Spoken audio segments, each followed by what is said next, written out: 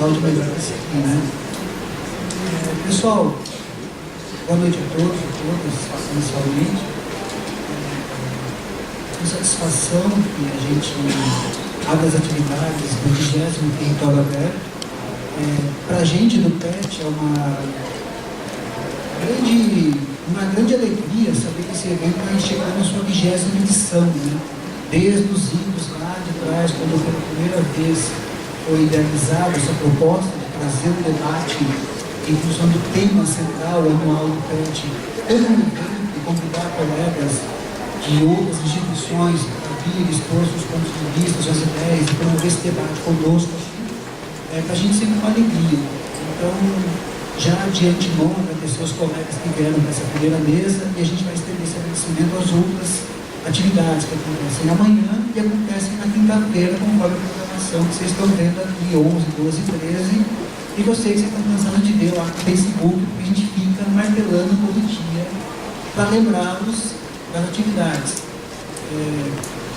Basta quem viu ainda acessar a página do Facebook do PET, que está lá explicado as atividades que continuam amanhã à tarde, amanhã à noite, e na quinta-feira pela manhã e na quinta-feira à tarde.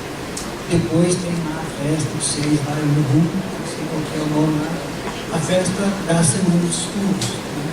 Então acho que vale a pena a gente prestigiar o evento. Pois bem, como eu já contei no começo da fala, esse ano, como todo ano a gente do PET faz, a gente inicialmente, lá nos idos de março desse ano, pensamos num tema para desenvolver ao longo do período, do ano de 2018.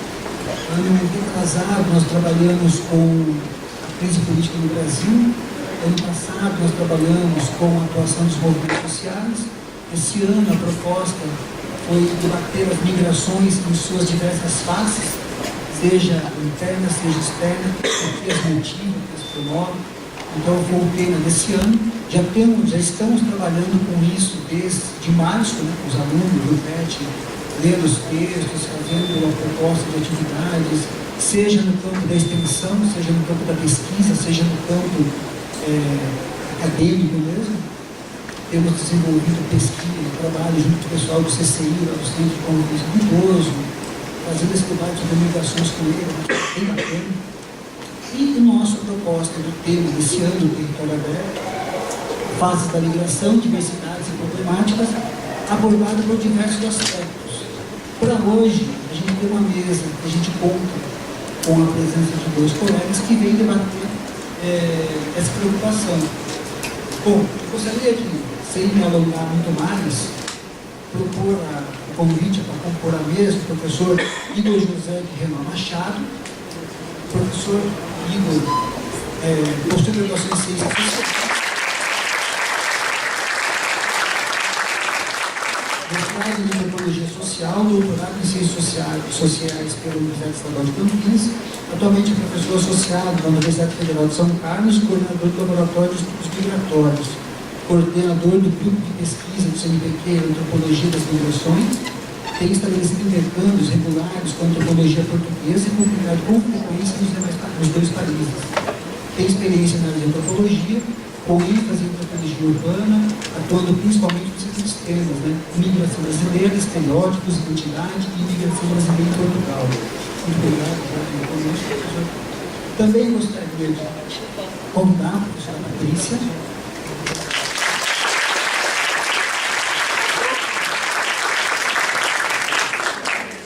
A professora Patrícia, que vem de Meireles Alves, graduada em Direito pela Pontifícia Universidade Católica de São Paulo, possui missão na área de filosofia na Universidade Paris VIII, da França, fez mestrado em filosofia, práticas e relações humanas na Universidade Ca' Foscari, na Itália, possui especialização no Master de Migração, Fenômenos Migratórios e Transformações Sociais pela mesma Universidade Italiana, e doutorado em Sociologia pela Universidade Estadual de Campinas, com estudos sobre as migrações internacionais no Brasil contemporâneo e no trabalho imigrante.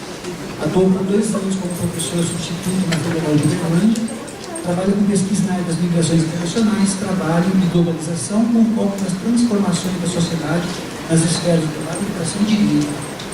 Também possui experiência nas áreas de estudos pós-coloniais sobre estudos e autores africanos e do fenômeno do racismo. fez pesquisa no pós-doutorado sobre o tema das migrações internacionais com foco nos fluxos sul-sul para o Brasil, do Departamento de Sociologia da Universidade Estadual de Campinas. Bom, novamente, muito obrigado aos meus colegas, é uma honra para a gente tê-los aqui, para a abertura do nosso evento. Vou passar a palavra para vocês. Como é de prática, sentar aí e ser seguido aqui em cima. Perfeito? Posso passar a palavra? Pode? Então, vou passar a palavra para a professora Patrícia.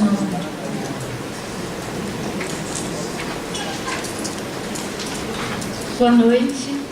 Em primeiro lugar, gostaria de agradecer esse convite. É um prazer enorme estar compondo essa mesa,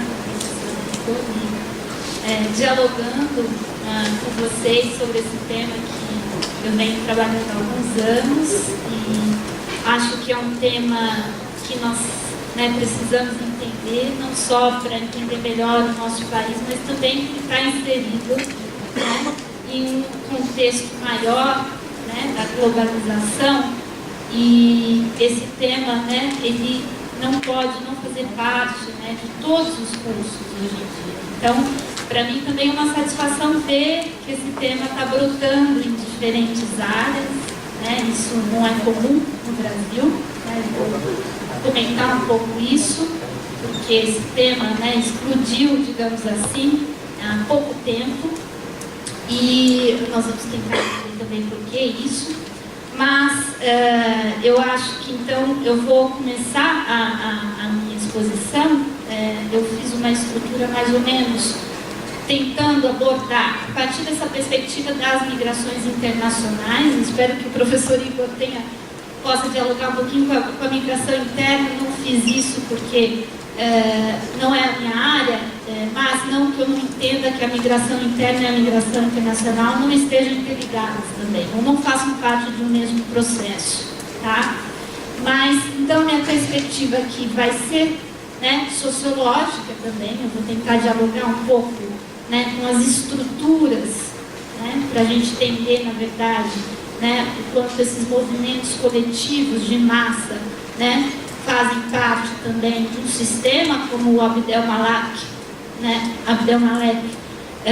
Sayad explica. E então eu vou começar a tentar mostrar para vocês o quanto, na verdade, esse contexto internacional das migrações, como a gente pode entender esse contexto hoje. Depois eu vou chegar no contexto brasileiro, para a gente entender como esse contexto brasileiro não está separado desse contexto internacional. E eu trouxe alguns slides e eu peço para você, então. Tá.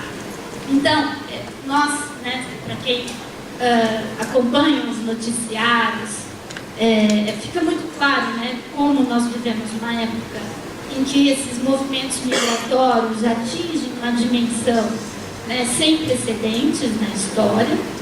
E se nós consideramos o contexto de 1970, as décadas neoliberais até hoje, nós entendemos que essas migrações ocorrem num contexto de crises recorrentes, num contexto de recessão econômica, de desregulamentação dos mercados, de aumento do desemprego, de aumento dos fluxos de capitais também, do aumento do deslocamento de empresas transnacionais, que a gente chama do fenômeno da nova divisão do trabalho.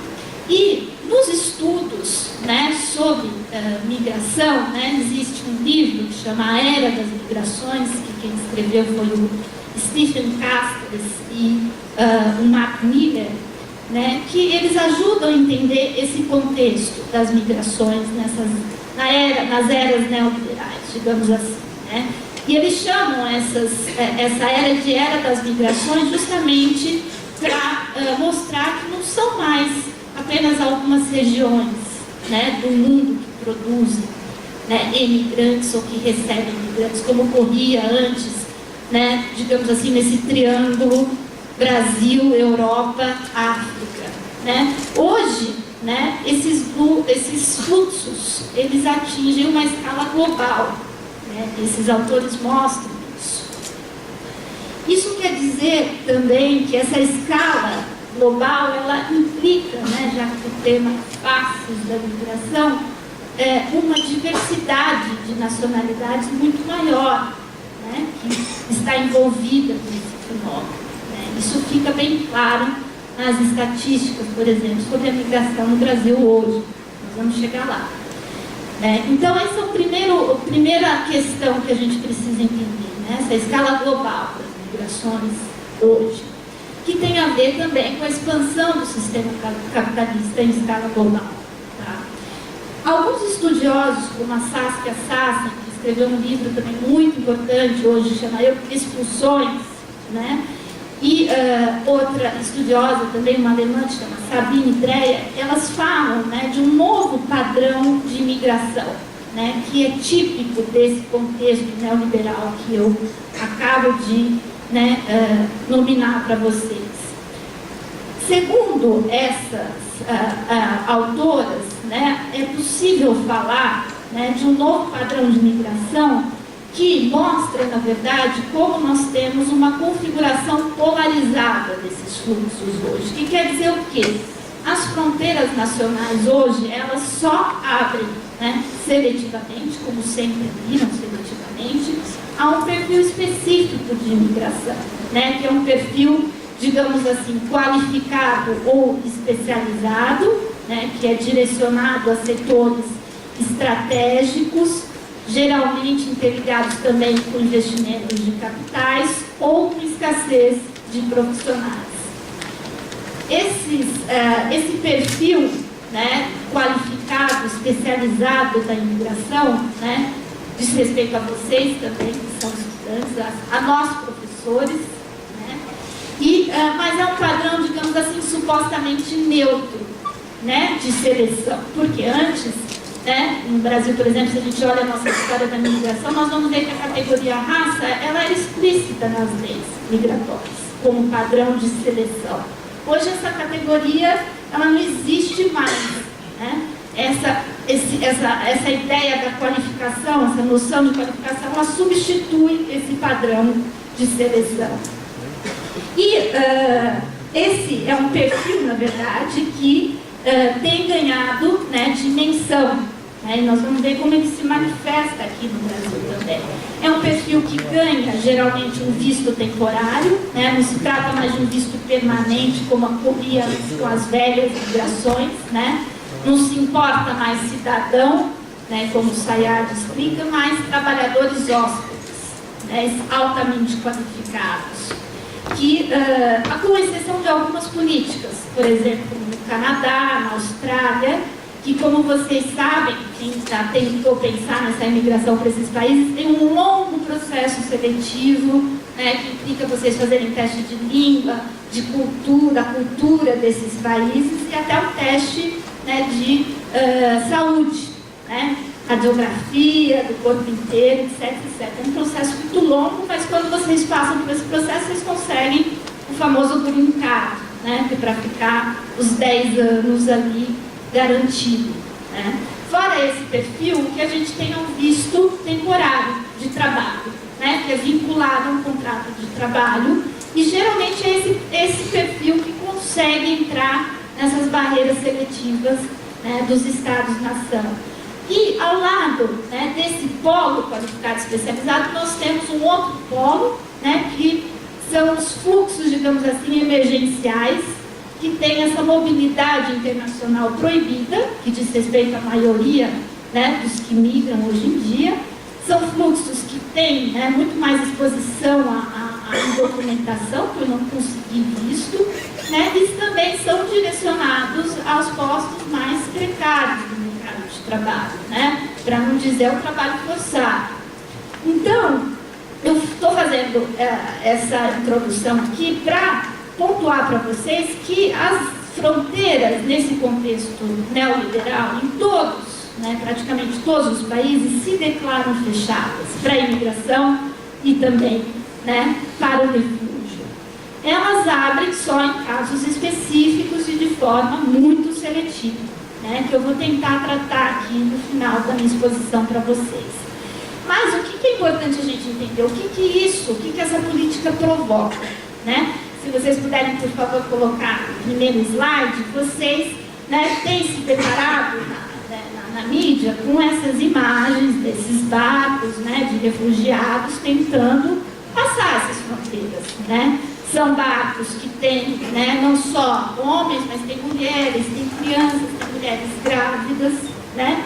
E esse tipo de política provoca isso daqui, que não é um contexto só europeu. Se a gente for pensar nos Estados Unidos, na fronteira dos Estados Unidos com o México, né, a grande obra lá do muro que o Trump tem, né, reclamado ali como a principal obra-prima que ele vai fazer no governo dele, é um exemplo, né? Mas se a gente olha também para o Brasil, podem passar, por favor, nós também temos esse problema das fronteiras, né? Principalmente se a gente olha para o norte do país, porque antes as fronteiras mais vivas estavam no sul, né? Principalmente Paraguai, né? Argentina. Agora, né, as nossas fronteiras, elas são mais vivas no norte do país. E nós vimos recentemente, né, um episódio muito triste, né, que eu vou tentar também trazer elementos para a gente pensar, que aconteceu com os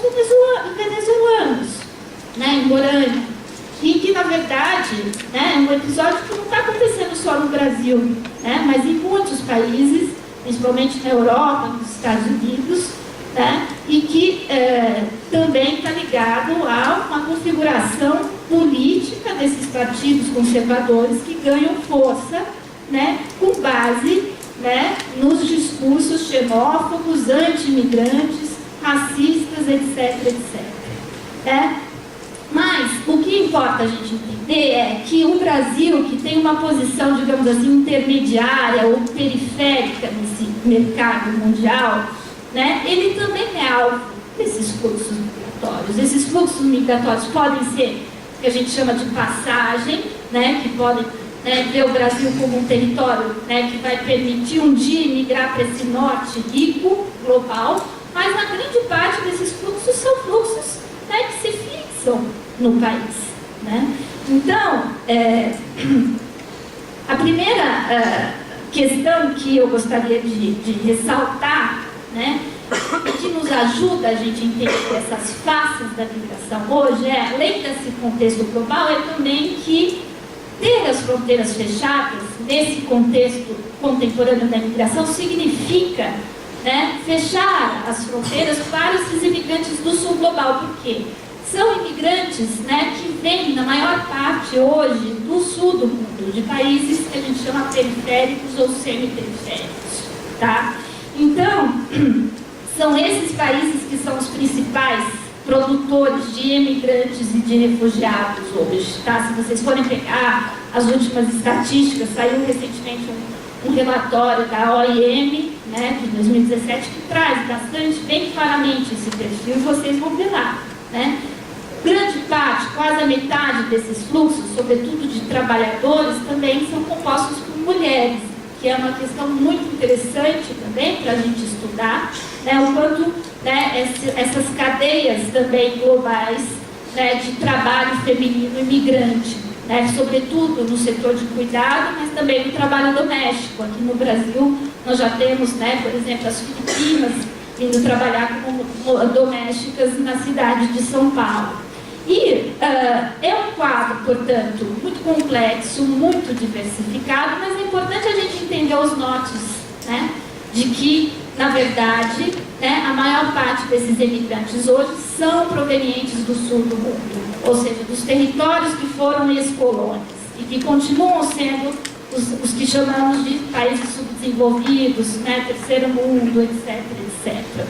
E como é um quadro muito complexo, é lógico, né, que os problemas também são diversos, né, e isso exige um olhar interdisciplinar, né, para a gente poder entender esse fenômeno complexo.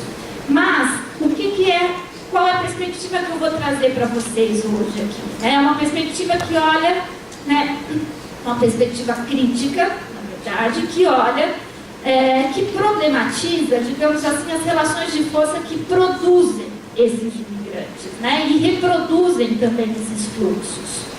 Né, são também também relações de força que se prolongam nas sociedades de destino. E eu vou começar, então, né, a colocar duas questões fundantes, né, que, ao meu ver, sem o enfrentamento dessas questões, nós corremos um risco, né, de não entender, né, criticamente quem é esse imigrante ou esse refugiado do sul global hoje, né? E, sobretudo, a continuidade histórica que ele representa.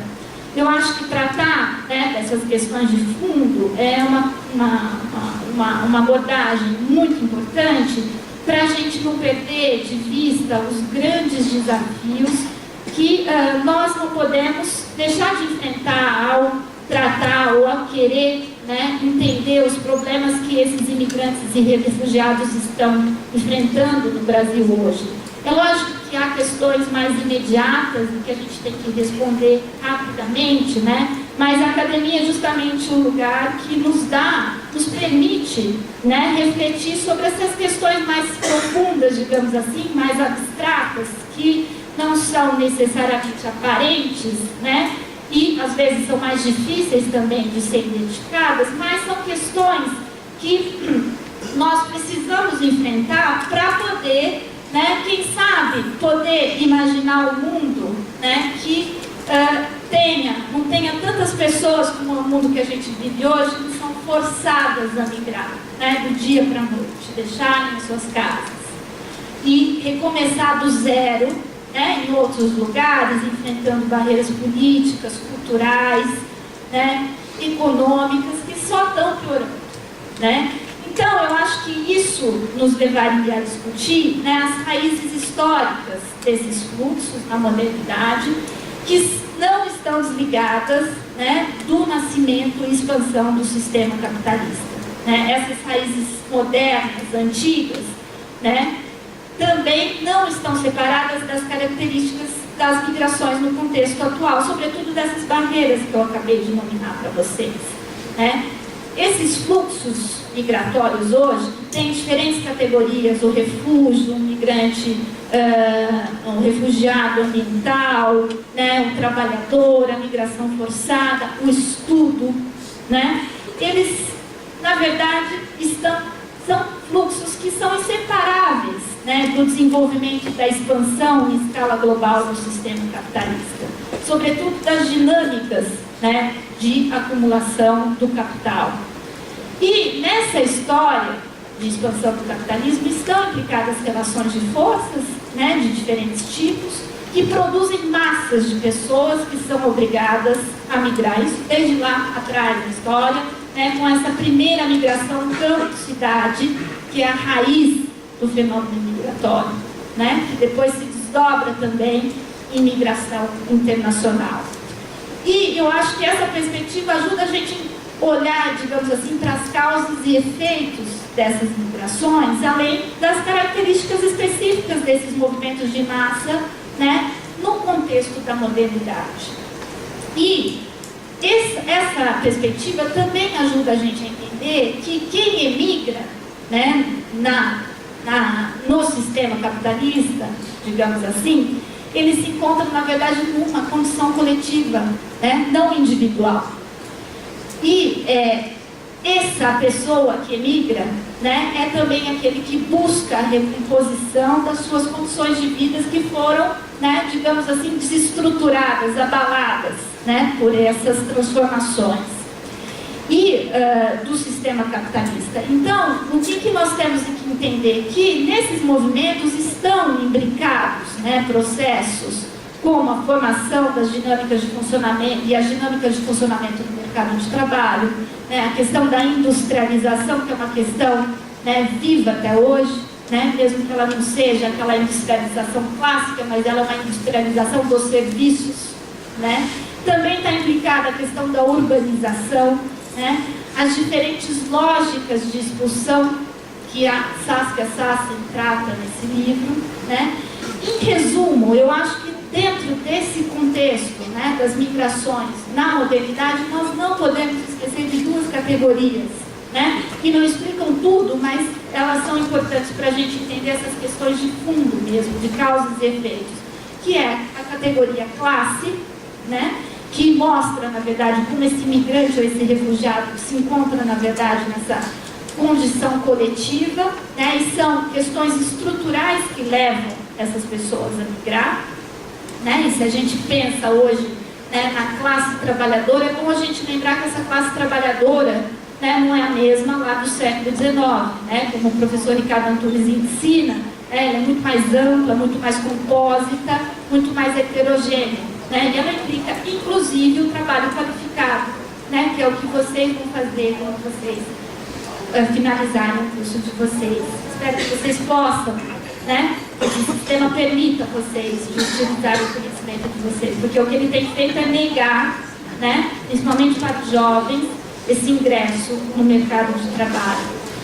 Então, além dessa categoria de classe, nós não podemos esquecer também de outra categoria que é fundamental, né, e o Sayad também explica isso, né, que é a divisão internacional do trabalho. Vocês que estudam, né, geografia, é uma categoria básica, né, para a gente entender as desigualdades das relações entre países, né, que alimentam esses fluxos. Por que eu sou do mundo que está produzindo mais refugiado, que está produzindo mais imigrante? Né? Porque esse sul do mundo tem história passada e presente do colonialismo, do neocolonialismo, né? E as suas diferentes formas de atuação, de dominação, né? Que não são só econômicas, mas também culturais. Né?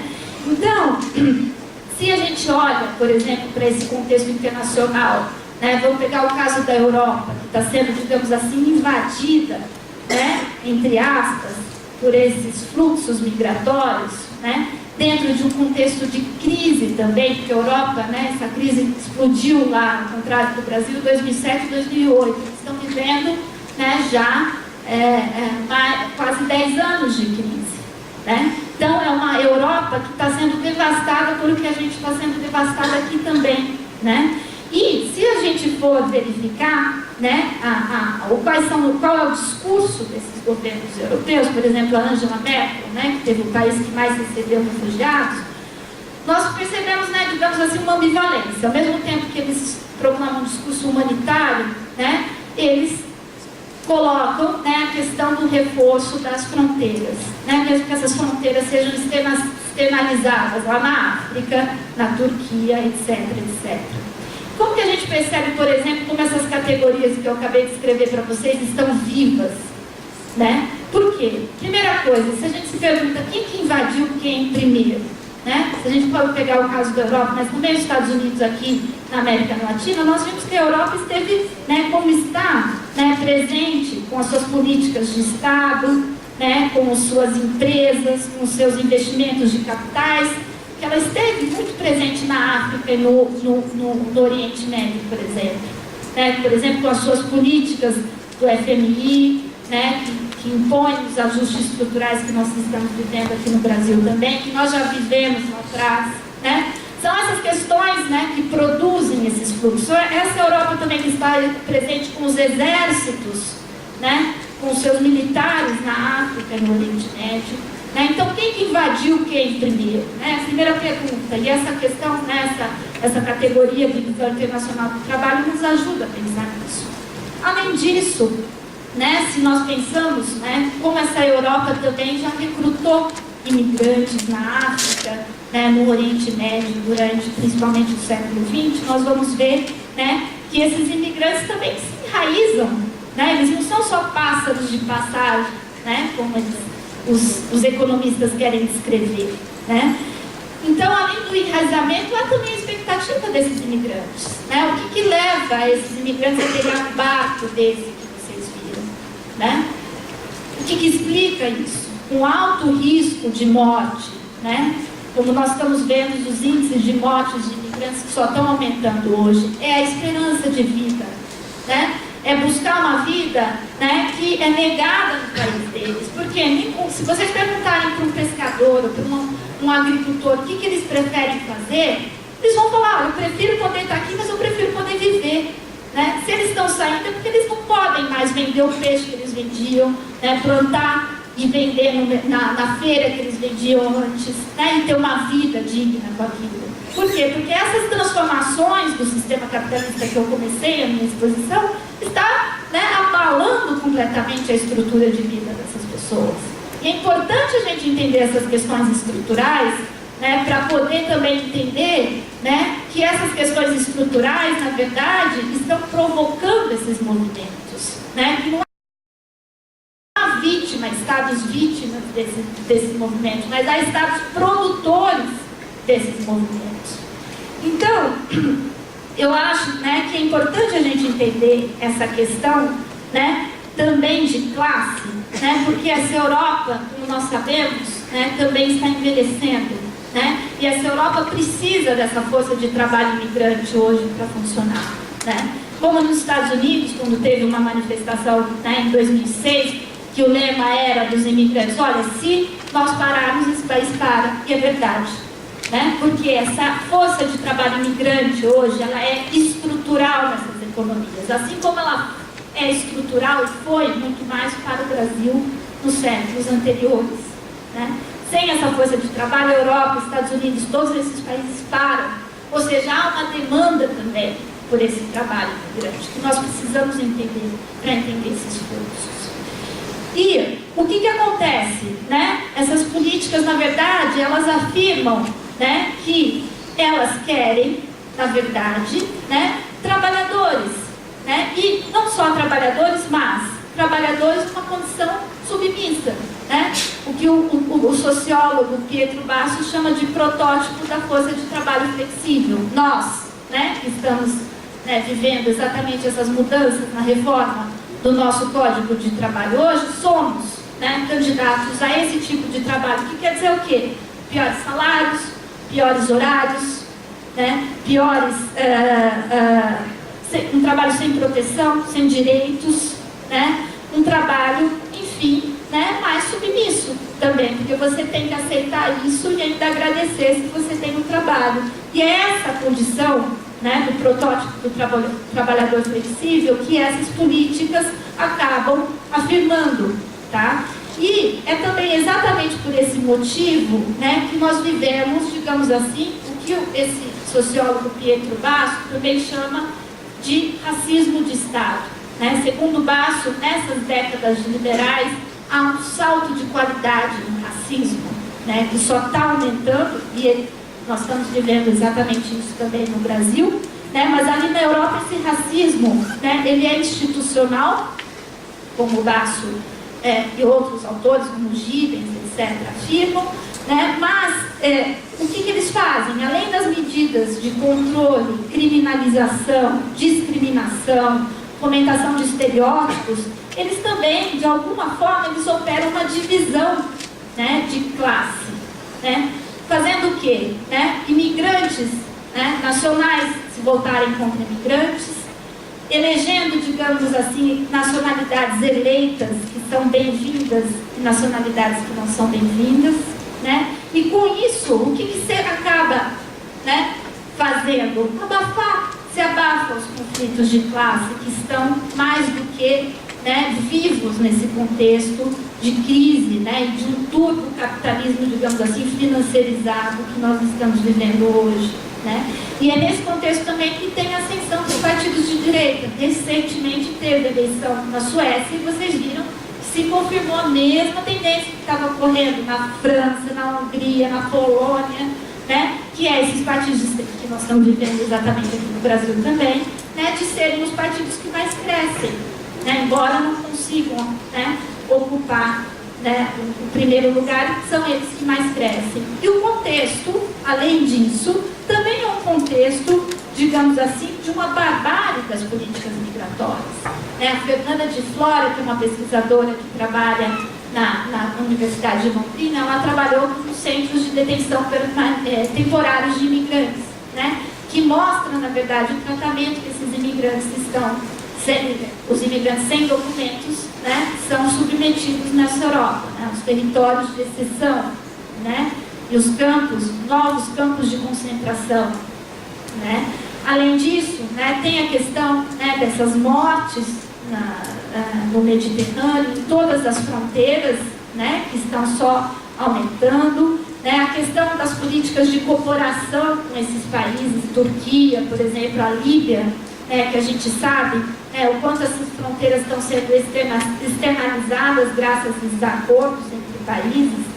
E eu acho que esse é o cenário, né, internacional. E eu comecei por essa contextualização internacional, porque eu acho que o Brasil, na verdade, não está tão longe dessas questões, embora a gente tenha particularidades que a gente tenha que entender, né? E agora eu vou tentar, então, mostrar, né, para vocês o quanto essas questões também estão vivas aqui no Brasil, embora a gente tenha um percentual muito baixo de imigração e de refúgio comparado a esses territórios do norte global hoje, tá? Então, nós, né, sabemos, todos estamos vivendo na pele, né, o quanto essa crise mundial começa a explodir com mais força a partir de 2014 no nosso país, tá? Essa crise também está se alastrando, né, na América Latina como um todo, né, e vai chegar também com mais força nesses países do BRICS, né? Vamos rezar para não chegar lá na China, né, porque se chegar a catástrofe vai ser, né, colossal. Mas enfim, né, por que eu gostaria que vocês refletissem, né, por que esses ataques, né, de violência, de xenofobia, como nós vimos recentemente, tristemente, né, dos venezuelanos, mas também de racismo, né, passam a ter como alvo, mesmo nesse contexto que a gente tem fluxos, né, muito pequenos, né, em relação a esses outros territórios, por que esses imigrantes refugiados também, né, estão sendo alvos desses ataques, né? O que explica, na verdade, esses acontecimentos que vão se tornando cada vez mais recorrentes no Brasil, né, e que tem implicado também morte física, agressão física contra esses imigrantes, né?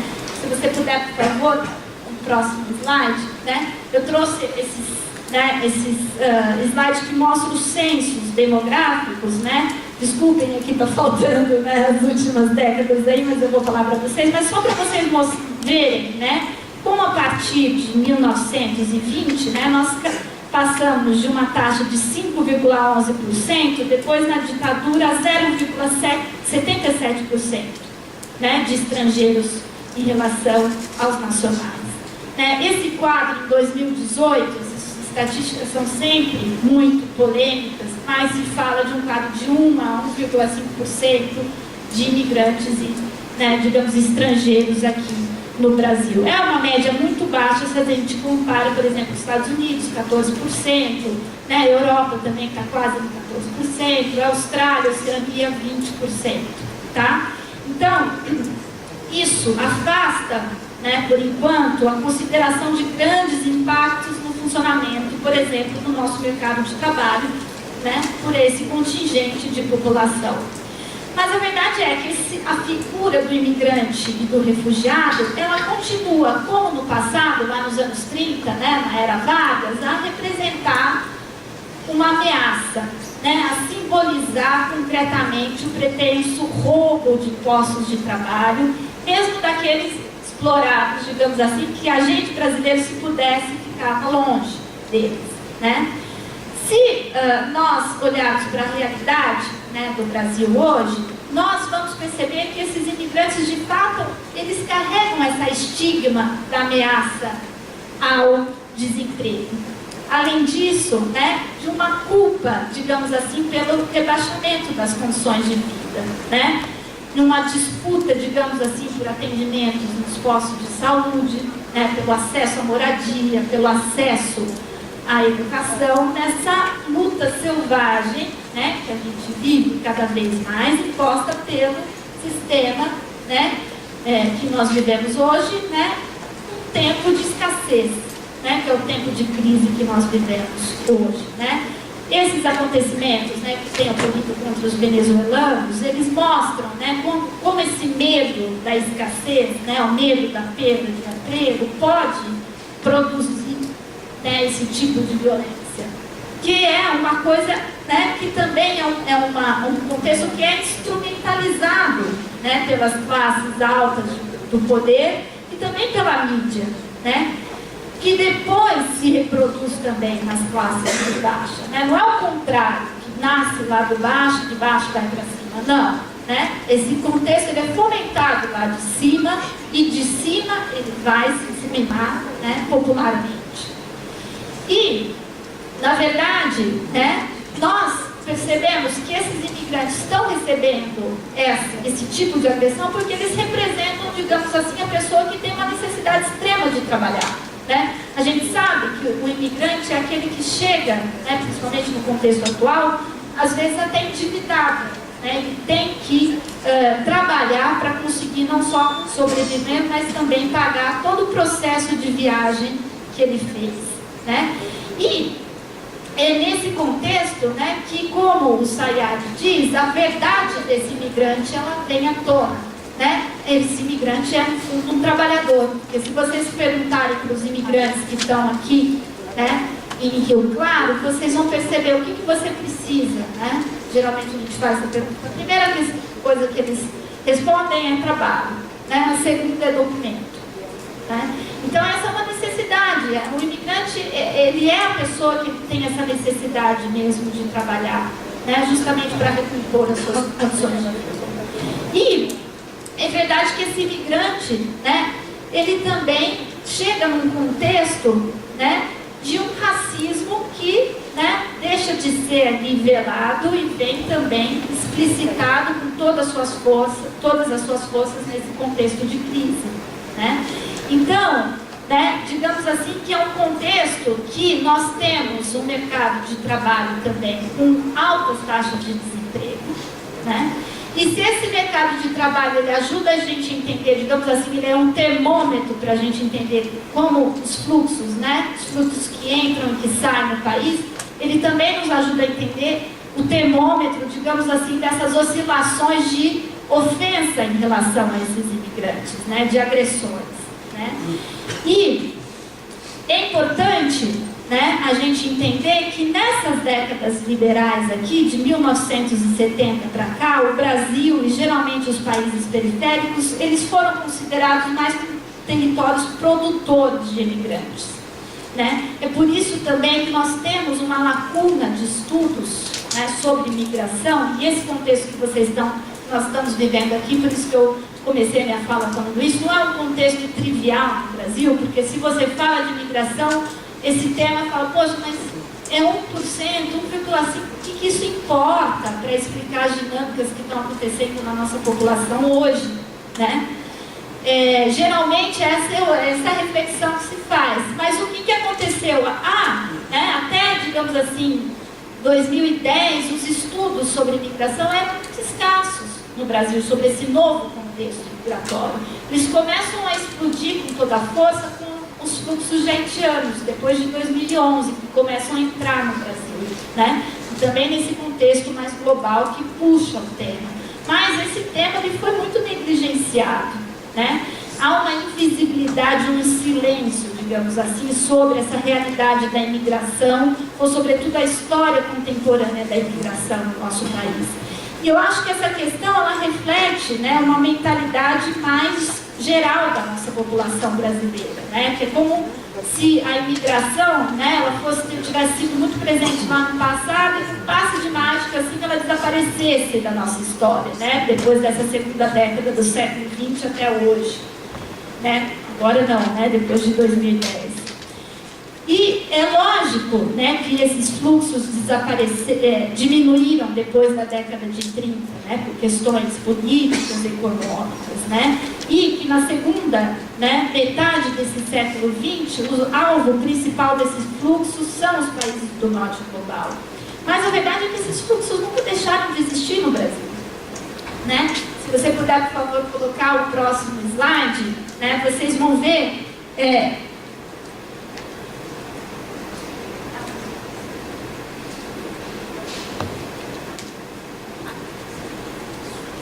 Vocês vão ver, esse aqui é um censo de 2010, e como esse silêncio e essa invisibilidade, na verdade, elas se refletem nas estatísticas também. Nesse censo aqui, vocês vão ter a cidade de São Paulo, que é uma cidade, né, que mais recebe esses fluxos de migração internacional.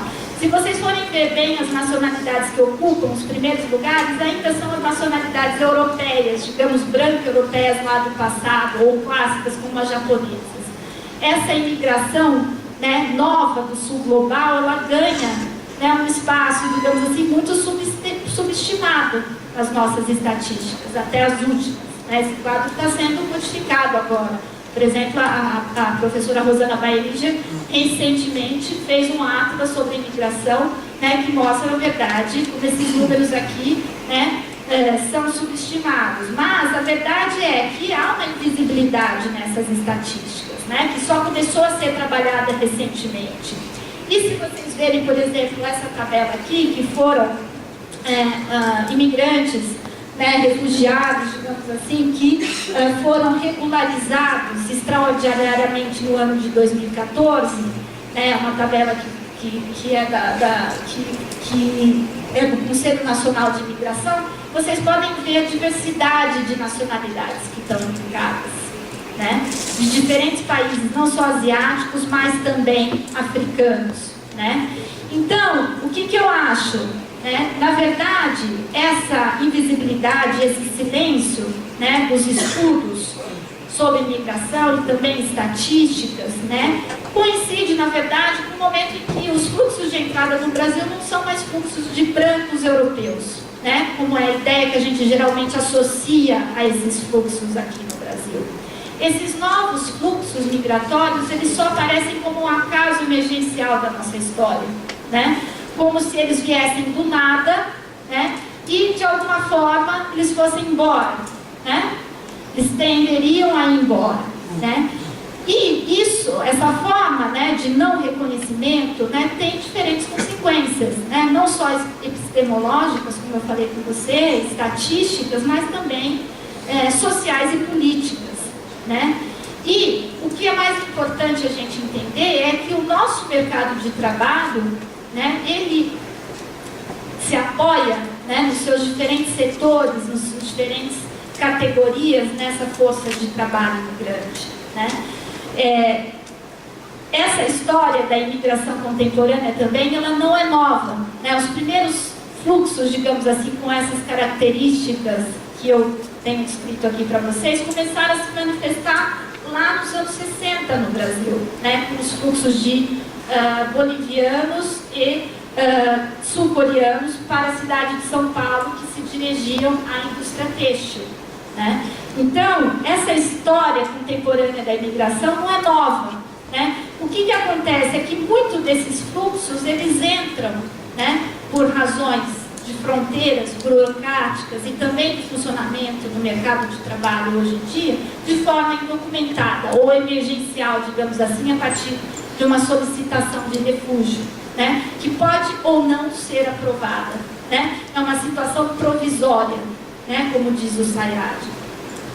E no Brasil nós podemos verificar muito claramente essa configuração polarizada dos fluxos, né? Nós temos, né, um circuito legalizado desse trabalho, né, imigrante, que ocorre, né, de forma muito presente, né, e muito clara nas nossas estatísticas nos últimos anos, na última década, digamos assim, no Brasil, quando nós vivemos um contexto de aquecimento do nosso mercado de trabalho, né. Nós temos um fluxo de imigração, né, com esse perfil qualificado, especializado, sobretudo direcionado a empresas transnacionais no nosso país.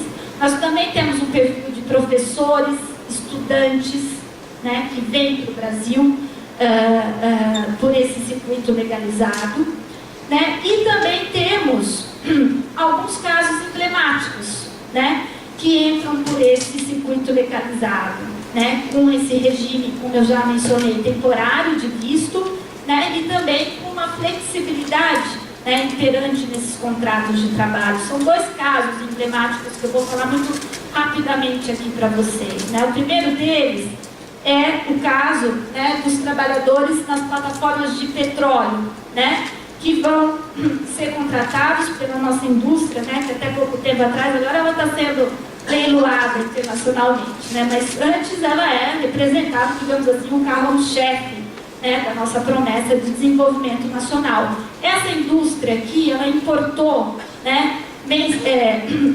anualmente cerca de 10 mil trabalhadores filipinos, né, para trabalharem nessas plataformas de petróleo, né? E esse é um circuito, na verdade, mundial, que é utilizado para comercialização e extração de petróleo. Esses trabalhadores asiáticos, principalmente filipinos, mas também chineses, né, que tem uma especificidade também. Como vocês sabem, essas plataformas, né, como um avião, ela tem um regime militar de trabalho, né, com uma hierarquia muito forte. Esses trabalhadores filipinos, eles vão se inserir nos trabalhos de limpeza, né, de restaurante, enfim, serviços de maquinário que são os piores, né, e são trabalhadores também impedidos de sindicalizar por uma lei, né, das Filipinas, né.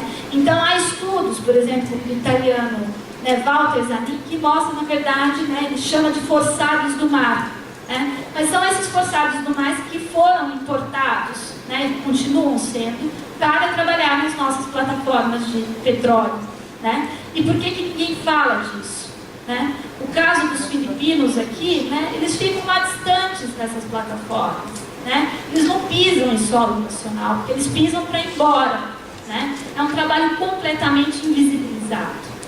Mas nós tivemos um outro caso emblemático, né, que é o caso dos médicos cubanos, né, que desse perfil qualificado também é muito claro, né? Foram importados mais de 14 mil médicos, né, para trabalhar no nosso sistema de saúde gratuito, né? Também um caso que mostra, na verdade, como uma escassez, né? No caso aqui no Brasil, né? Uma recusa dos nossos médicos de trabalhar com a população mais carente, né? E esses médicos cubanos, né? Eles foram importados, e eu trouxe aqui, a foto não ficou muito nítida, mas tem esse livro, né? Mais Médicos, desse fotógrafo, que é maravilhoso. Ele vai mostrando as imagens desses médicos, né, no Nordeste, na Amazônia, e mostra, na verdade, um trabalho maravilhoso que esses médicos fizeram, né, estão fazendo ainda com a nossa população.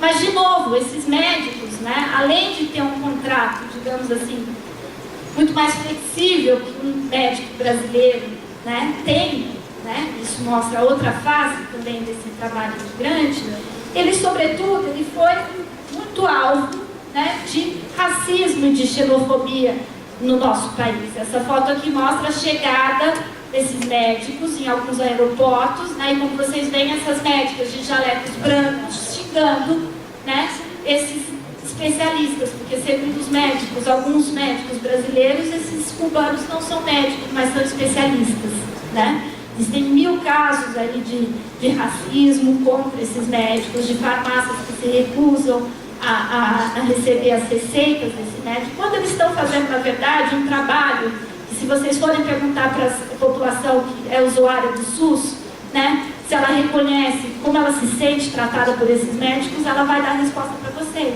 né? Ela se sente, né, muito bem tratada, né? E às vezes ela até prefere ser atendida por um cubano.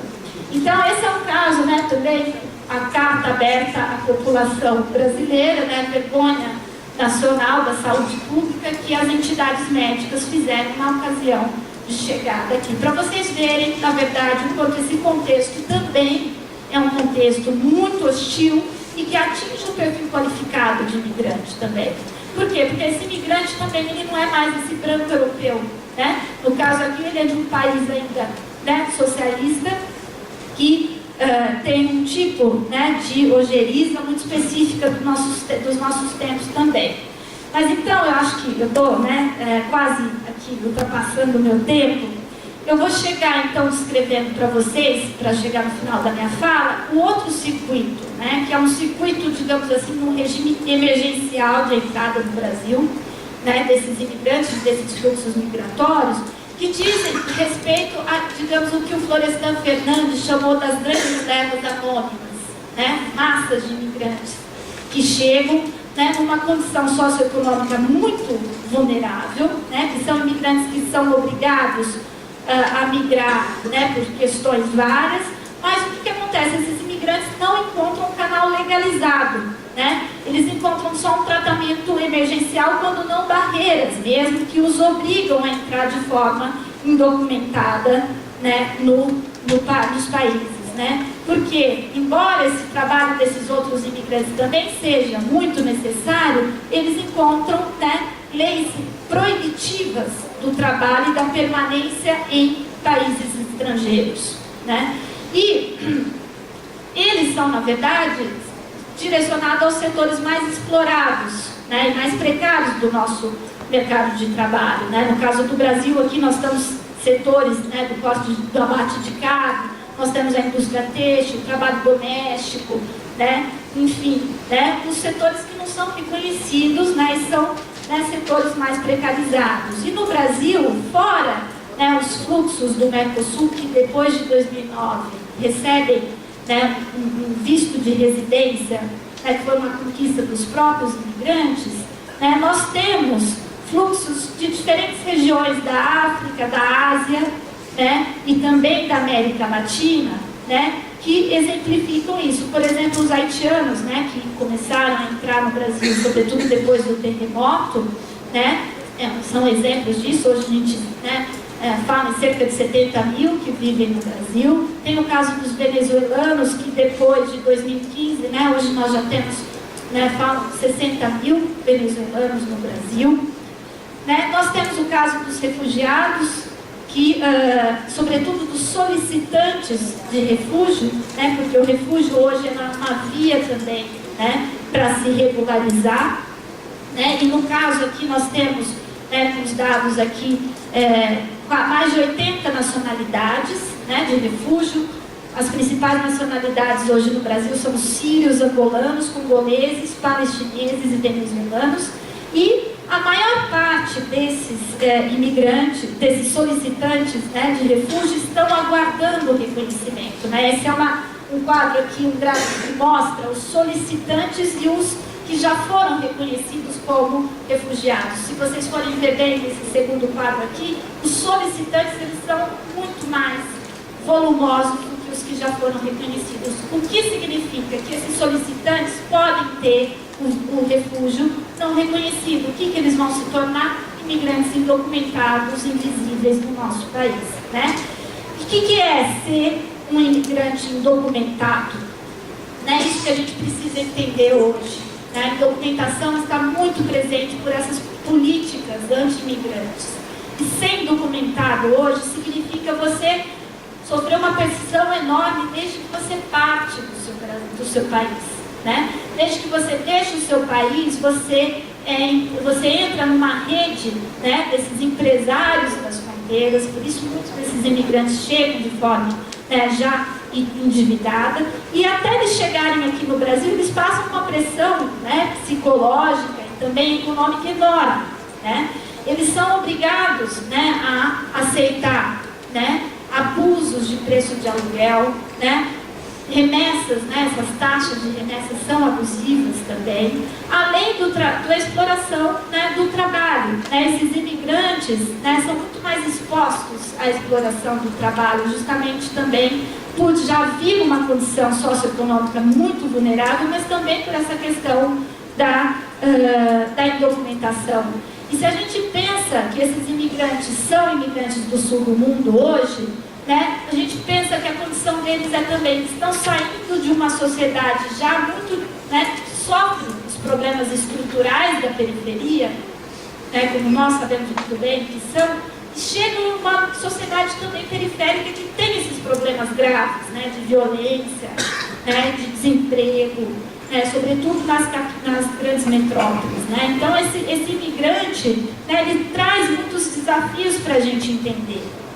Né, hoje em dia, que são questões muito problemáticas. E o que eu gostaria de acabar minha fala aqui é que, além disso, nós, né, além de olhar para essas questões problemáticas, nós também temos que olhar para as transformações que esses imigrantes e refugiados estão fazendo nos diferentes espaços da vida social, né? Embora de forma muito invisibilizada, né?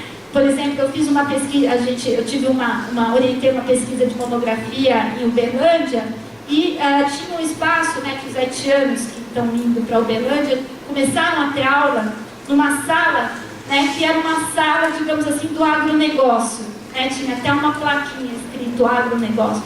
aquele espaço ali hoje ele é transformado, ele está cheio de imigrantes haitianos aprendendo português, né? Isso mostra, na verdade, como esses imigrantes trazem uma transformação. E essa foto aqui é uma comunidade latino-americana numa manifestação que eles fazem, né, todo dezembro em São Paulo. São Paulo é uma cidade que é um laboratório muito vivo dessas lutas, né, dessas transformações e dessas expressões culturais desses imigrantes, né? Além de também ter muitas entidades que estão abraçando essas causas, né? As ONGs, as igrejas, a Igreja da Paz, por exemplo, lá. E eu tenho certeza que aqui em Rio Claro, né, se tiver a presença desse imigrante, vocês tenham certeza que também esses espaços onde eles estão sendo transformados.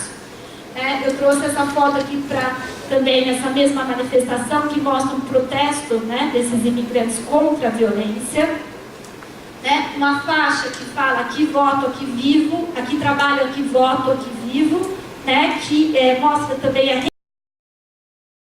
reivindicação por participação política, né, e essa foto aqui mostra os imigrantes, os refugiados recém-chegados que estavam nessa manifestação, foi 2014, desculpa, mas isso mostra também que o imigrante recém-chegado, ele não é aquele ser completamente, né, indiferente ao que está ocorrendo no país, pelo contrário, né?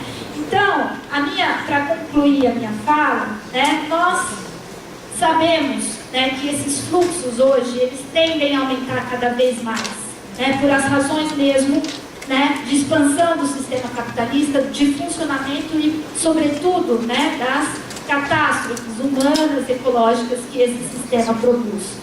Né? E nós sabemos também que esse não é o contexto mais fácil de imigração para esses imigrantes. Né? Eu trouxe... Peraí.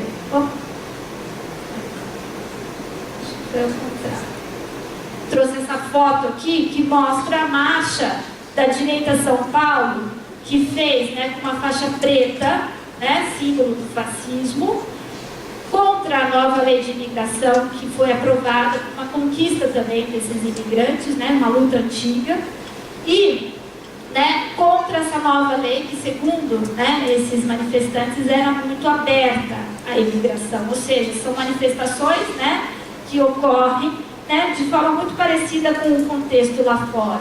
Nessa mesma manifestação, né, esse palestino, que tem um bar lá em São Paulo, que é bem conhecido, porque ele faz discussões, né, de esquerda, né, esse palestino aqui, ele foi preso, né, porque ele foi ofendido por os manifestantes, ele retrucou, e esse palestino foi preso.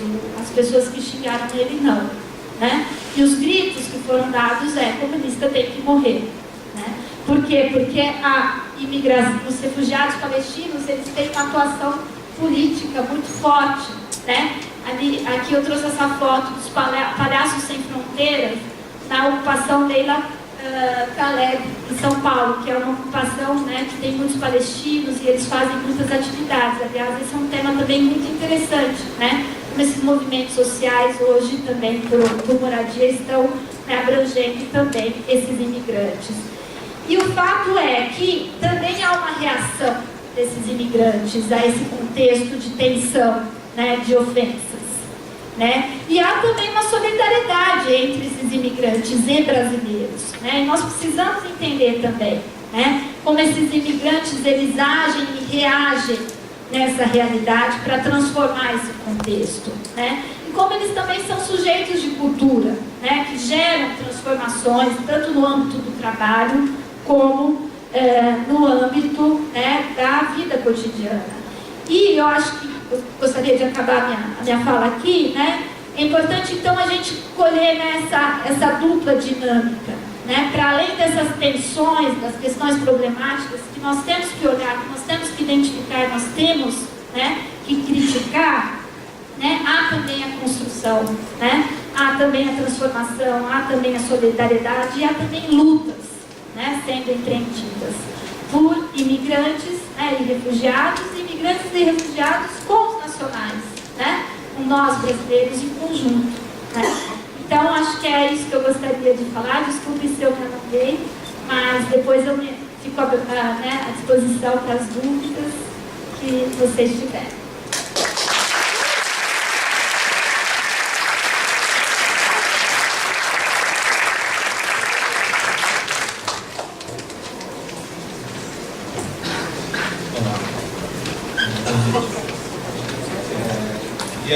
Primeiro, antes de começar, agradecer muito o convite de vocês. Bacana conversar com os cenários e escutar coisas diferentes e ver os mesmos assuntos serem tocados por várias perspectivas. Eu acho que eu vou fazer o favor de não me alongar muito a essa hora, tentar, enfim, ser mais simpático com o cansaço da pessoa. A noite é dura. Eu também quero dizer, enfim, que eu vou dar mais um pouco de notas, digamos assim, de desespero coletivo. Eu vou falar sobre o caso dos refugiados no Brasil. Então, a gente está sempre meio deprimido com o que está acontecendo. Antes de começar a minha fala, eu só queria falar um pouquinho da minha trajetória para vocês entenderem em que contexto se insere a minha fala. Eu sou antropólogo, eu trabalho desde a graduação com deslocamentos, né? Enfim, eu chamaria como antropologia dos deslocamentos. Então, de uma fronteira bem disciplinar. Eu comecei trabalhando com, enfim, famílias rurais em Minas Gerais e o deslocamento entre, enfim, campo e cidade. Isso foi minha graduação, meu mestrado. Depois, no doutorado, eu trabalhei com imigração brasileira em Portugal, na cidade do Porto. Então, meu doutorado foi sobre a imigração internacional brasileira. Isso, enfim, ainda na década de 90.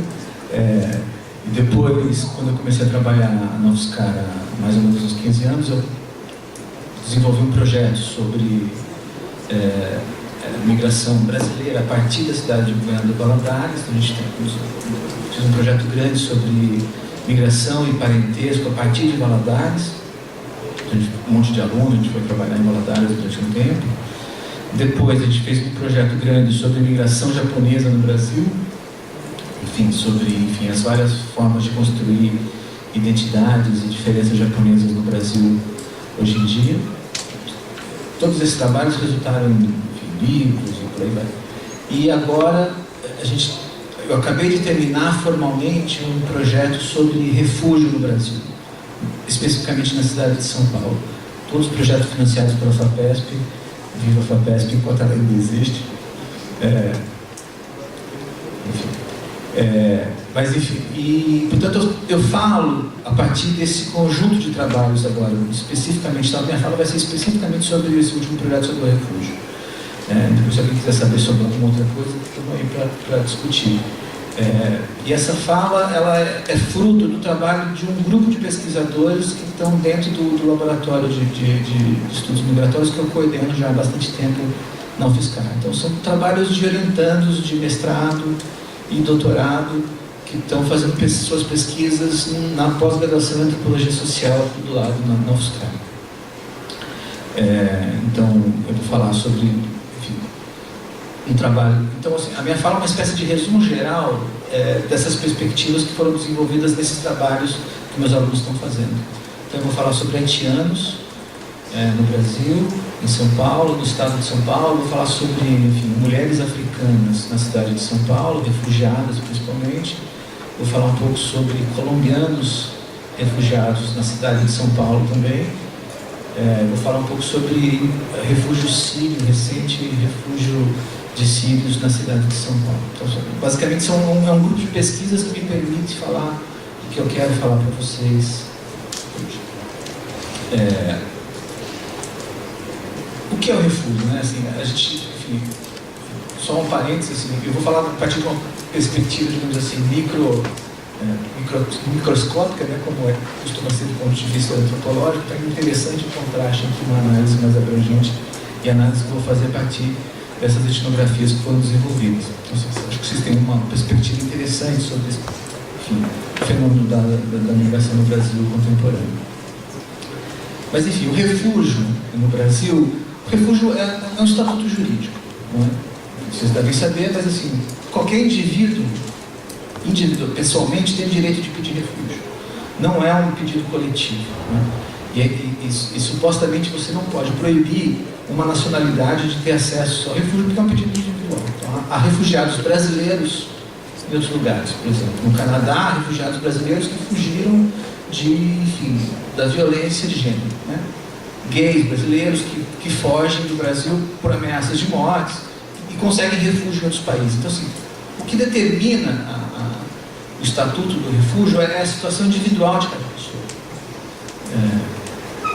Isso quer dizer que qualquer um tem direito de, quando chega no Brasil, pedir o direito de pedir o estatuto de refúgio, que vai levar esse tempo todo para ser julgado, e agora cada vez maior o tempo de julgado. Enquanto o processo é julgado, o refugiado tem o direito de trabalhar no Brasil e tem, assim, uma documentação provisória que lhe permite estar legalmente ou documentado no país. Mas o fato, estudando refúgio, a gente vê que o estatuto do refúgio é um estatuto flexível. Se vocês forem olhar para os dados mais recentes, dos cerca de 11, 12 mil refugiados que existem no Brasil, mais de 5 mil já não estão mais com o estatuto de refúgio no Brasil. Ou porque se deslocaram do Brasil para outros lugares, e eu vou falar um pouco sobre esse processo, ou porque mudaram o estatuto, deixaram de ser refugiados e adotaram outro estatuto. Às vezes a nacionalidade, porque tiveram filhos no Brasil, ou se casaram com brasileiros, às vezes porque conseguem visto de trabalho e preferem mudar de categoria. Então, quando a gente está falando de refúgio, na verdade a gente está falando sobre uma nuvem mais ou menos indistinta que pode mudar ao longo do tempo. Portanto, digamos assim, fazer uma análise sobre o refúgio ao fazer uma análise sobre o refúgio, é perfeitamente possível relacionar, por exemplo, a situação de mulheres negras do Congo, do Senegal, de Guiné-Bissau, de Angola, refugiadas na cidade de São Paulo, com a situação de haitianos que formalmente não são refugiados, mas cujas experiências de vida são bastante semelhantes. E como muitos desses haitianos também pediram o estatuto de refúgio, embora muitos não tenham conseguido, mas também conseguiram acesso ao visto humanitário, que é uma categoria especial criada justamente para lidar com essa pressão nos serviços de fronteira da chegada dos haitianos, permite que a gente fale dos refugiados, dos haitianos, como se estivessem em situações semelhantes à do refúgio. A Unesco, por exemplo, usa uma categoria chamada Refugee-like Situations, né? São pessoas que estão em situação de refúgio. Eu diria que vários trabalhos estão indicando como os haitianos vivem em situações como semelhantes. Então, nessa primeira parte da fala, eu vou falar sobre o que aconteceu na primeira fase do nosso projeto, e que tem basicamente a ver com os haitianos e com as mulheres africanas. Também com os colombianos, mas eu vou falar um pouco de colombianos no final da fala. E o que a gente descobriu com as nossas pesquisas, enfim, é que o refugiado, quando chega no Brasil, ele se vê diante de uma estrutura que não é uma estrutura estatal. É uma estrutura, digamos assim, paraestatal. Quem regula e quem cuida, uma palavra estranha, mas enfim, quem lida com o refugiado no Brasil são organizações não governamentais que são financiadas de alguma forma ou de outra pelo Estado. O Estado brasileiro terceiriza o cuidado e o atendimento aos refugiados. Uma parte considerável dessas instituições são instituições religiosas, como a Caritas, por exemplo, que acabam por serem vistas pelos refugiados como se fossem parte do Estado, embora não sejam, né? E mais uma série de organizações que foram criadas nos últimos 10 anos e que não são parte do Estado, mas são financiadas regularmente pelo Estado para produzir determinados tipos de assistência aos refugiados. Quando um cara, ou quando a família consegue o estatuto de refúgio, ela tem direito, na cidade de São Paulo, ao acesso a alguma dessas estruturas que são estruturas terceirizadas, né? Por exemplo, as mulheres refugiadas africanas, muitas delas, e uma parte grande da pesquisa foi feita nessas instituições, onde elas teriam o direito de morar durante alguns meses, variando entre 6 meses e 1 ano, às vezes 1 ano e meio, dependendo da situação e da instituição onde elas estão. Então, durante esse tempo, elas têm o direito de habitar um lugar, em geral um hotel reformado, né, na cidade de São Paulo, que são os abrigos, e ela tem esse tempo para, digamos assim, se adaptar à vida no Brasil. E o que a gente viu acontecer ao longo das pesquisas é que o que a gente chama de uma espécie de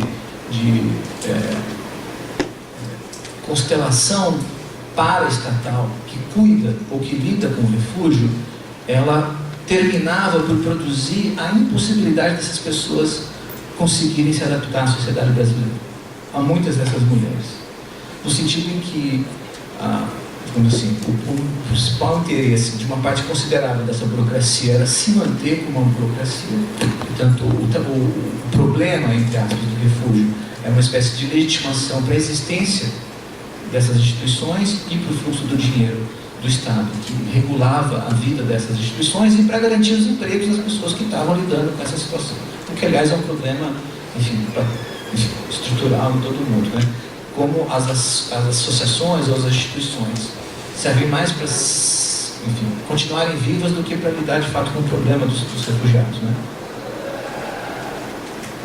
E nesse estado, várias etnografias sobre o refúgio vão mostrar como se estabelecem determinados regimes de relação entre essa estrutura paraestatal e os refugiados, que são sistemas de idade, né, e de, paternalismo explícito.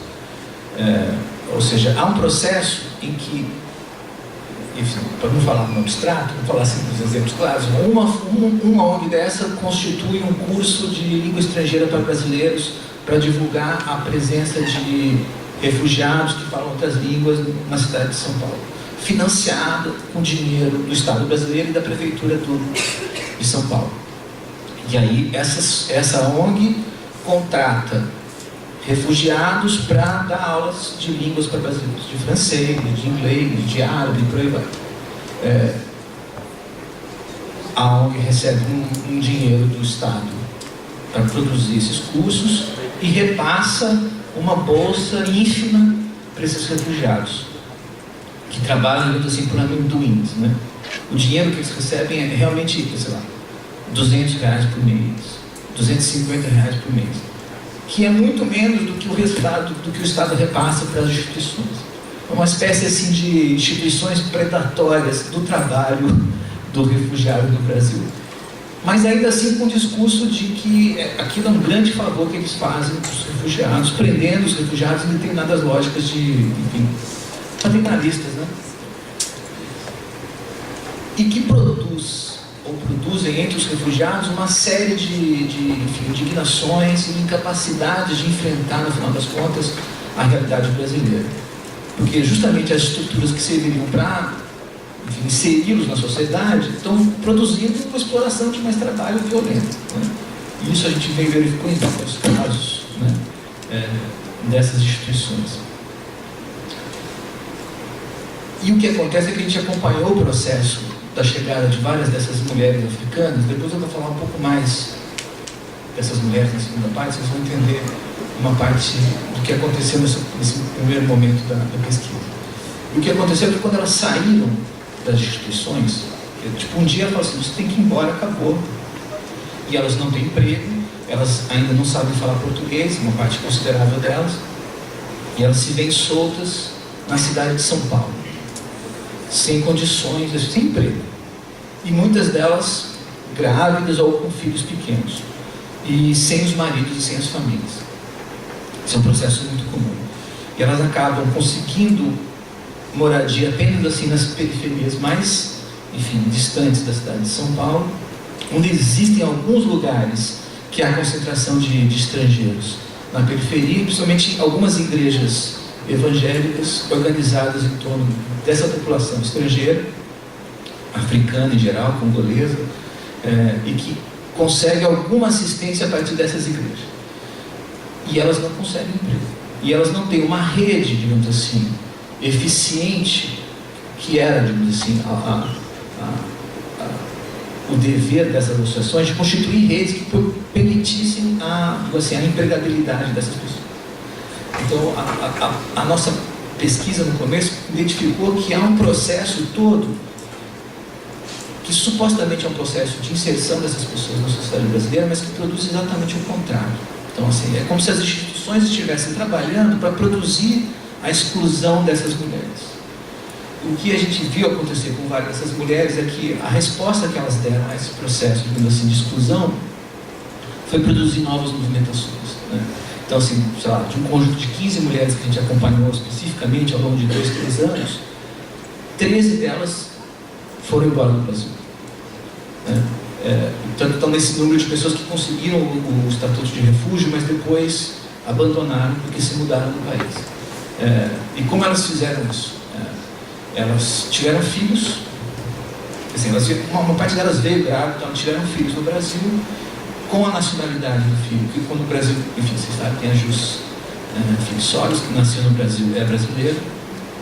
A gente também aceita Jus Sanguinis desde 1990 por causa da imigração internacional brasileira. Então, filho de brasileiro que nasce no exterior também pode ser brasileiro. Isso foi uma mudança feita na Constituição. O Brasil é um dos únicos países que tem, enfim, a lei da nacionalidade na Constituição. É muito difícil mudar. Mas, enfim, quando os filhos dessas mulheres nasceram, elas conseguiram, enfim, a cidadania brasileira para os filhos. E, através disso, elas conseguem também o estatuto mais estável de vida no Brasil e conseguem passaportes brasileiros.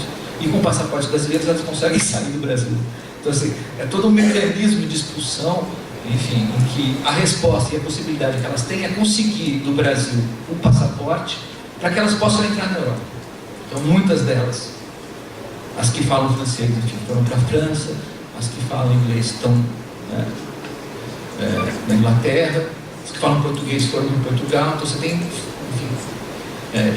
quando elas conseguem, assim, esse estatuto mais permanente de legalização, elas conseguem trazer a família do Brasil, maridos, e aí a família inteira se desloca para fora do país. Então, assim, é como se fosse um acordo tácito entre as instituições das pessoas. Você vai ficar aqui até você conseguir isso e ir embora. Então, é um processo.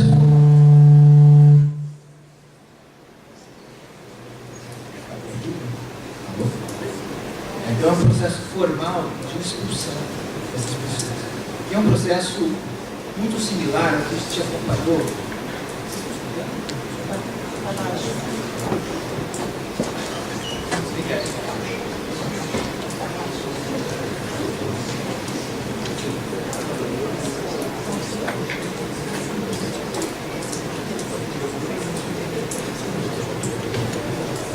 Guarda aí, você não me viu para inglês. Alô? E a situação que aconteceu com as mulheres africanas agora é muito semelhante ao que a gente viu acontecer com um grupo de haitianos que a gente acompanhou durante uma pesquisa longa.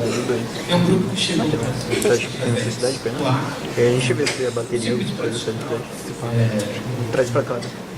Da migração haitiana, e no Acre foram contratados por um grupo de empresários da cidade de Limeira, aqui do lado.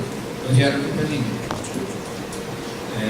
Em condições de trabalho, enfim, subhumanas, como são as condições de trabalho para quem conseguiram, eram também um trabalho sem escravo, todos que conseguiram trabalhar como domésticos, em regime de trabalho absolutamente, assim, uma delas tinha uma folga a cada 3 semanas. Esse é o regime de trabalho, ganhando muito menos do que as pessoas do Brasil ganham. Os haitianos viveram processos muito semelhantes a isso, de uma inserção no mercado de trabalho muito violenta, da vulnerabilidade dessas pessoas de enfrentar o sistema da vida. E os haitianos, a gente acompanhou, fizeram um processo que a gente chama um processo de espécie de espacialidade futura. Eles estão, de certa forma, eles são impedidos de se apropriarem da cidade de todas as instâncias. Então, eles vão conseguir morar em casas muito precárias, com muitas famílias morando na mesma casa, sempre nos lugares mais barro pesado das cidades, os que oferecem mais dificuldade para você produzir uma vida digna, e vão enfrentar um mercado de trabalho que os escraviza. Então, assim, nada mais nada menos do que uma escravidão e um isolamento da cidade. O que acontece tanto com as africanas é um isolamento e uma espécie de imposição de não participação na vida urbana dessas cidades. O que aconteceu com os haitianos? Uma parte deles foge, sai de Limeira. Eles foram trabalhar na cidade de Santa Bárbara do Oeste. O que aconteceu com Santa Bárbara do Oeste? A mesma coisa. Uma parte dessas pessoas saíram de Santa Bárbara do Oeste e foram para Socorro. O que aconteceu em Socorro? A mesma coisa. Um fluxo. Até que elas deixaram o Brasil, muitos deles deixaram o Brasil e foram para o Chile. E aconteceu a mesma coisa no Chile. Muitas dessas pessoas saíram do Chile e tentam agora entrar nos Estados Unidos via fronteira seca do México. Portanto, na cidade fronteiriça do México agora há uma grande migração de haitianos. As pessoas, muitos deles não conseguem atravessar. Então, o que a gente mapeou é um processo de deslocamento, e cada deslocamento é uma espécie de resposta política que esses imigrantes ou refugiados produzem às ações que o Estado brasileiro e a sociedade civil produz de isolamento dessas pessoas dentro do Brasil. O que a gente faz?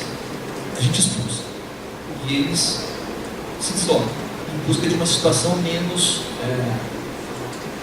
desesperadora. Né? Então, assim, a primeira parte da pesquisa foi uma parte dedicada a analisar essas espacialidades fraturadas, né? Essa impossibilidade que as pessoas, os imigrantes e os refugiados encontravam de participar da vida social, de integrar a vida das cidades e de sequer de se deslocar pelas cidades. Né? Então, uma grande parte do trabalho se deu nessa perspectiva. Depois, uma segunda parte do trabalho se deu quando a gente começou a acompanhar a chegada dos imigrantes sírios e também dentro dessas instituições, dessas zonas, a perceber que havia diferenças nas formas como as diferentes populações de imigrantes e refugiados eram tratadas pelo Estado. Então, foi um imigrante congolês que nos disse que havia no Brasil, do ponto de vista dele, um refúgio branco e um refúgio negro. E a partir da ideia desse congolês, a gente começou a pensar essas coisas de uma forma mais sistemática. Assim, o que era a experiência do refúgio branco e do refúgio negro e de que forma determinadas diferenças entre as populações refugiadas e imigrantes produziam no Brasil realidades diferentes para essas mesmas populações. Digamos assim que o refúgio sírio foi um grande exemplo para a gente pensar os contrastes da experiência dessas diferenças, né, no Brasil. A gente trouxe todo um arsenal teórico da teoria pós-colonial sobre as diferenças, sobre o que a gente chama de hierarquias da diferença, que são constituídas simbolicamente em qualquer lugar do mundo, que são, assim, espécies, como se fossem lentes que são colocadas pelos nativos para receber essas diferenças. Né? As pessoas que chegam nunca são desconectadas de uma imaginação que a gente tem sobre a diferença. Temos aqui determinadas hierarquias da diferença, e quando a diferença chega para a gente, as diferentes populações, a gente, de alguma forma, tende a escalonar essas pessoas. As experiências que essas diferentes populações têm relações profundas com as nossas formas de participação social. E vocês sabem que o Brasil é um país escravocrata, e as diferenças raciais no Brasil são fundamentais para determinar as experiências de vida. É por isso que todas essas mulheres, na primeira parte da pesquisa, eram mulheres negras. E, digamos assim, elas eram um ponto máximo de rejeição do Estado em relação à permanência delas. É como se o Estado estivesse produzindo a expulsão do grupo mais, digamos assim, discriminado sob as nossas óticas de hierarquias raciais. Né? Elas eram estrangeiras, elas não falavam português, elas eram negras e elas eram mulheres. É o polo máximo de discriminação que a gente está acostumado a lidar. Por outro lado, os refugiados sírios são, quando pensados, tanto pelo Estado como por parte da sociedade civil brasileira, eles não são uma coisa tão estranha como é a imigração africana, por incrível que pareça. Né? Por quê? Porque a gente teve uma imigração árabe, libanesa, síria no Brasil intensa, no final do século XIX até meados do século XX. Né? Enfim, vocês não sabem, mas enfim, uma grande parte dessa população era síria e libanesa, em geral cristãos fugindo da repressão do Império Otomano, constituíram no Brasil redes muito tensas de relação e o Brasil é um país que tem um fast food de comida, não tem isso nem no Oriente Médio. Você vai para uma esfirra no fast food. Ou seja, a presença árabe no Brasil produziu na nossa sociedade, na nossa forma de pensar diferença, um lugar específico para esse tipo de coisa. E isso tem implicações profundas nas formas como o deslocamento de sírios no Brasil é visto e é lidado. Isso tem influência direta no tipo de empregabilidade que essas pessoas podem ter ou não. Então, o fato é que os refugiados sírios no Brasil, imediatamente, hoje você não dizer que a situação é fácil, mas muito menos difícil com a experiência dos refugiados negros, eles conseguem empregos. E vão trabalhar com o que, principalmente? Comida, comunidade. Há uma profusão de pequeno. O brasileiro come comida lá. É muito mais difícil você se sustentar com um restaurante de comida sedentária em São Paulo do que com um restaurante de comida árabe. Então, a grande parte das pessoas que a gente lidou estão trabalhando de um jeito ou de outro no mercado dos restaurantes. Ou eles abrem restaurantes, ou eles produzem comida para vender para restaurantes, ou eles próprios vão trabalhar em restaurantes árabes que já existem. Ou seja, há uma espécie de espaço simbólico, mas também um espaço no mercado de trabalho para que essas pessoas trabalhem. Claro, os sírios são vistos como brancos. Nesse sentido, o que a gente está identificando nessas hierarquias de diferença que o Estado brasileiro produz, que a sociedade brasileira produz, é que a experiência do refúgio negro é uma experiência muito mais assim, fruto do racismo do Estado brasileiro do que o refúgio dos sírios. Basta ver que, no ano passado, 2% dos pedidos de refúgio são de sírios. Mas 50% daqueles que são aceitos, 50% são de sírios. Há uma clara predileção do Estado brasileiro pela diferença síria em relação a outras diferenças. Isso nos fez, então, produzir uma série de reflexões sobre essas hierarquias da diferença e como elas impactam a vida dessas populações, e como elas dizem alguma coisa sobre nós, como sociedade. No caso, São Paulo, a cidade de São Paulo, e as formas como nós pensamos a diferença, como essas formas produzem realidades mais ou menos excludentes. E agora eu vou falar rapidamente sobre os colombianos, que os colombianos é uma espécie de caso intermediário dessa nossa hierarquia de autoridades, porque eles não são nem negros nem brancos, do ponto de vista geral do Estado brasileiro, com eles, e também das pessoas com quem eles lidam com eles. Os refugiados colombianos estão fugindo de um conflito que aconteceu aqui do lado, e isso tem implicações muito sérias nas vidas que esses refugiados têm no Brasil. Aliás, quem fez a pesquisa é um aluno meu que é ele próprio refugiado colombiano, e que conseguiu, graças ao espaço que eles tinham buscado para os refugiados, conseguiu fazer uma carreira acadêmica. Mas o que o Gabriel descobriu, que eu queria saber também, que o colombiano foge de colombiano. O conflito é muito perto, então ninguém sabe qual era o lugar que as pessoas tinham conflito. Então, uma espécie de medo que persegue as pessoas para além das fronteiras. Então, assim, ele está lidando com uma pessoa que ele acha que pode, foi expulso pela guerrilha. E ele está lidando com uma pessoa que foi expulsa do campo pelos paramilitares. Então, ele acha que aquela pessoa pode ter alguma relação com os paramilitares e ele tinha uma relação com a guerrilha. Isso quer dizer que pode haver entre eles conflitos. Há sempre uma desconfiança de que lado as pessoas estão. Isso produz, então, uma espécie de impossibilidade de uma vida comunitária colombiana, no caso dos refugiados. Então, os caras não querem saber de colombianos. Tanto que meu aluno desistiu de fazer pesquisa colombiana. Estava muito difícil. Agora eu senegalês lá na Chapecó, no mercado. Mas o fato é que, na experiência desses refugiados colombianos, o grande dilema era o estereótipo brasileiro não é só brasileiro, mas é bastante brasileiro também, do colombiano como um traficante. A ideia de que é todo mundo uma espécie de Pablo Escobar, Netflix. Então todo colombiano é uma espécie de potencial bandido. E é um estereótipo que a gente estuda. Só que os nossos estereótipos não são só reflexões sobre a diferença, eles produzem realidades. Isso significa que a empregabilidade dessas pessoas era determinada por essa imaginação de que o cara pode ser um bandido. Vocês imaginam, é muito mais difícil de conseguir um emprego do que um sírio como para fazer comida árabe, assim. Mas era menos difícil do que a experiência das mulheres africanas, negras, refugiadas.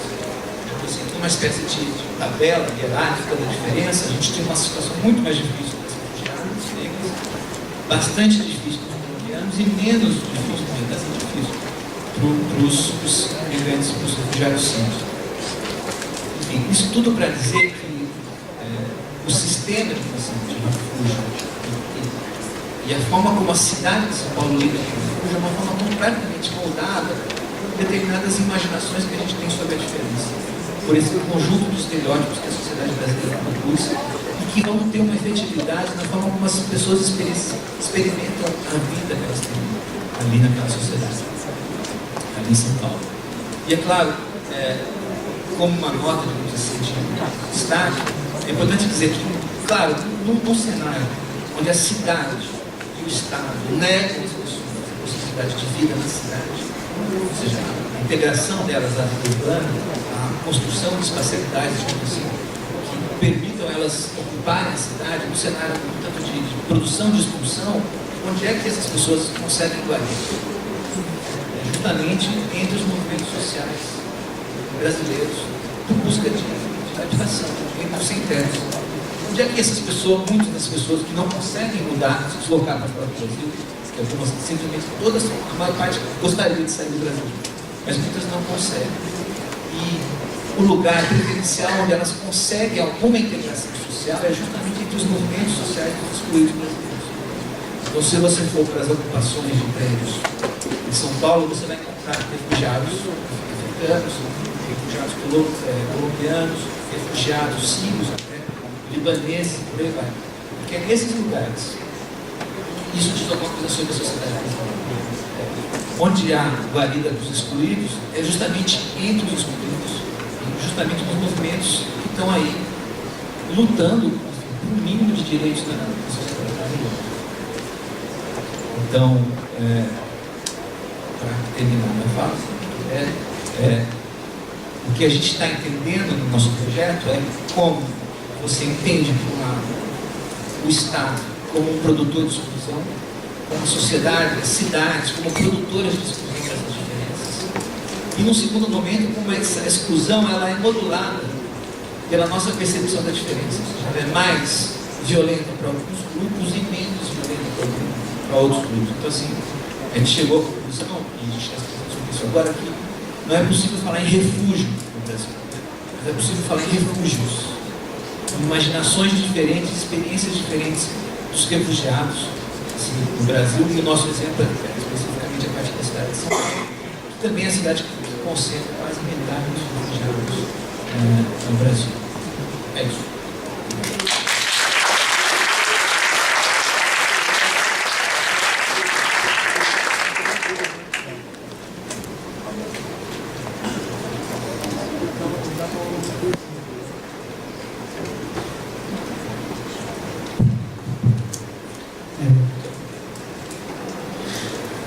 Muito obrigado, Patrícia, Igor, pela fala de vocês. Acho que foi bem ao encontro que a gente buscava, com a proposta da abertura inicial da nossa atividade aqui.